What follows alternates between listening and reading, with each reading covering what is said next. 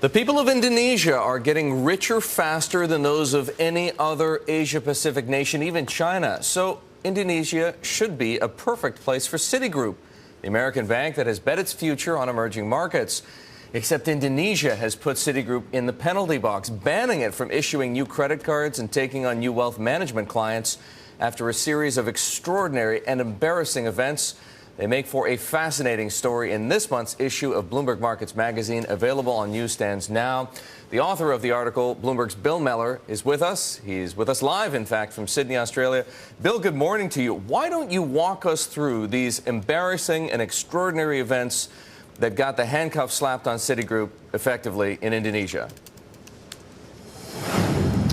Well, in the space of 3 days in March, Citigroup was hit by two extremely lurid incidents. One was tragic. The other one was serious, but also had elements of high farce. The first case involved a Citibank credit card holder. He owed about $5,500 US. He had a platinum card, but Citigroup set the debt collectors on him. And after an encounter with these debt collectors inside a Citigroup office, this man died.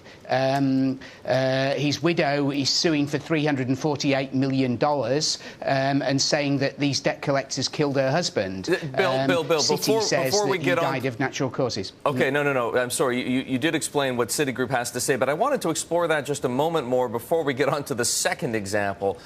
What explanation does Citigroup have? Does Citigroup say that anything took place? What's the defense? A man doesn't walk into a bank branch and leave on a stretcher, end up dead at the hospital for no reason?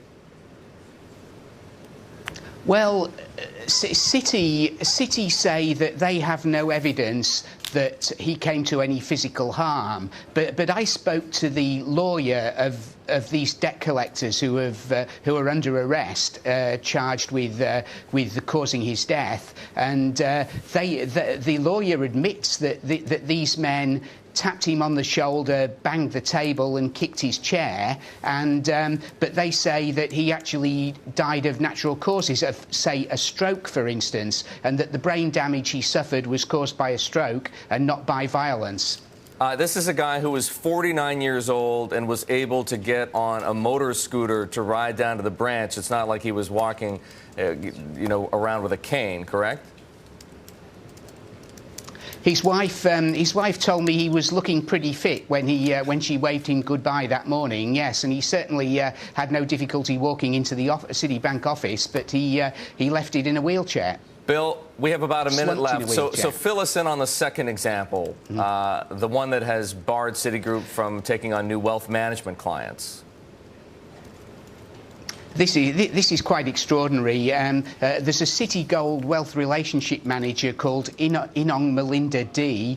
She's worked for Citibank for many years, apparently quite successfully. In recent years, she took to driving into the office in a red Ferrari. She also underwent some quite dramatic cosmetic surgery, and nobody at Citibank seemed to notice this change in her until a client reported that some money was missing, and the police were called in, and she's now been charged with embezzling $1.9 million from Citibank customers. Police who raided her home found not just one Ferrari, but two Ferraris and a Hummer and a Mercedes-Benz. Bill, an amazing story, really. I encourage everyone to read it in the current issue of Bloomberg Markets. Bill Mellor, live from Sydney, Australia.